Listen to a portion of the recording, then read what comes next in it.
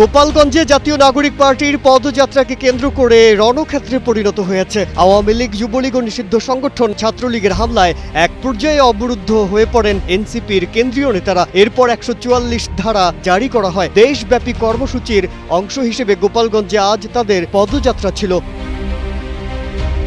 গোপালগঞ্জের জেলা প্রশাসক মোহাম্মদ কামরুজ্জামান গোপালগঞ্জ জেলায় ১৪৪ ধারা জারি করেছেন। জেলা প্রশাসনের একজন নির্বাহী ম্যাজিস্ট্রেট সাংবাদিকদের এ তথ্য জানান। এর আগে বেলা ২:৩০টার দিকে ২০০ থেকে ৩০০ লোক লাঠি সোঁটা নিয়ে এনসিপির সমাবেশস্থলে হামলা চালায়। সে সময় মঞ্চের আশপাশে থাকা পুলিশ সদস্যরা সেখান থেকে দ্রুত আদালত চত্বরে ঢুকে পড়েন।